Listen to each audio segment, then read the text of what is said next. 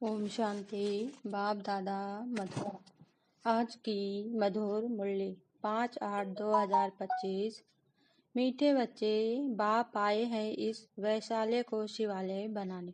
तुम्हारा कर्तव्य है वैशालों को भी ईश्वरी संदेश दे, उनका भी कल्याण करना। प्रश्न: कौन से बच्चे अपना बहुत बड़ा नुकसान करते हैं?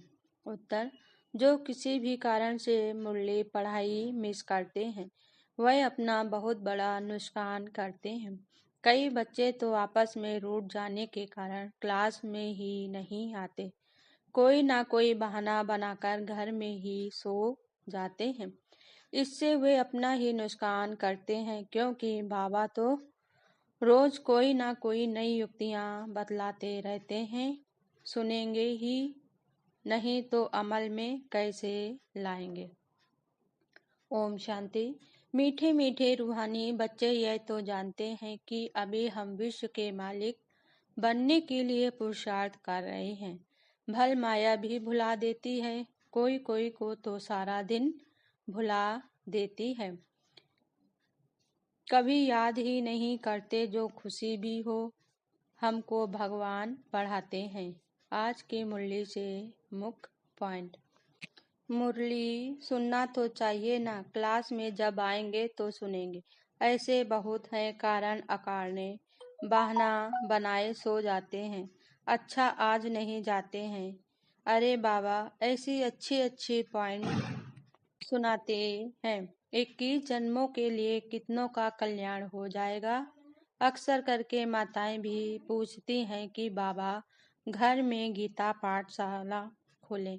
उन्हों को ईश्वरी सेवा का शौक रहता है, लेकिन देवताओं की तो नेचुरल ब्यूटी देखो कैसी है, कितना फर्क है। पवित्र सर्वगुण संपन्न हो, यह तो विकारी पतित दुनिया है। बाप आए हैं उससे निकाल पावन बनने। बाबा किसको भी समझाने की बहुत सहज युक्ति बताते हैं। तुम भारतवासी आज सनातन देवी देवता धर्म के थे। बाप तो तुमको पुजारी से पूज्य बनाते हैं, सो भी 21 जन्मों के लिए। इसके लिए पुरुषार्थ तो करना पड़ेगा।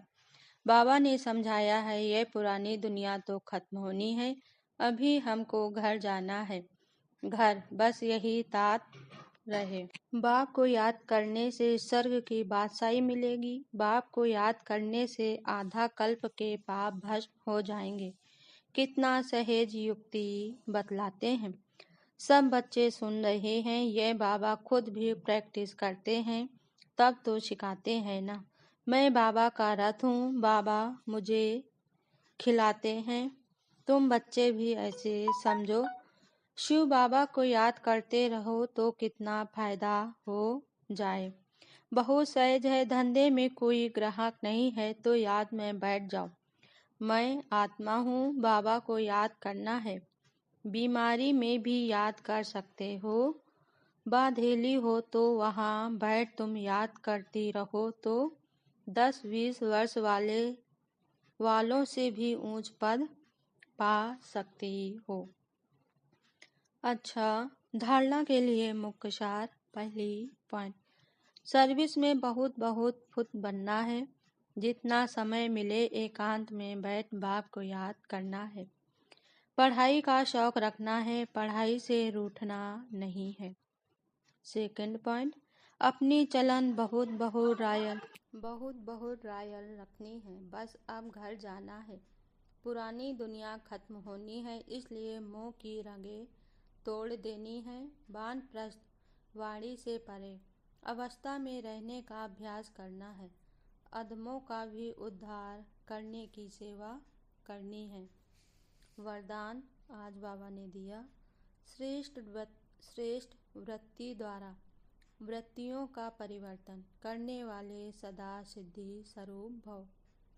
श्रेष्ठ वृत्ति द्वारा वृत्तियों का परिवर्तन करने वाले सदा सिद्धि स्वरूप भव।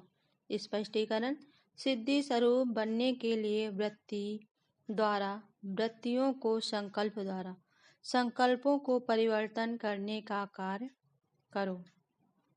इसकी रिसर्च करो। जब इस सेवा में बिजी हो जाएंगे तो यह सूक्ष्म सेवा सतह कई कमजोरियों से पार कर देगी।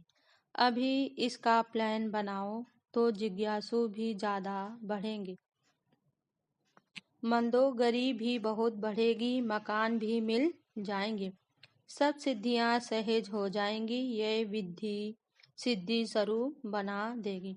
स्लोगन आज बाबा ने दिया, समय को सफल करते रहो तो समय के धोखे से बच जाएंगे। ओम शांति।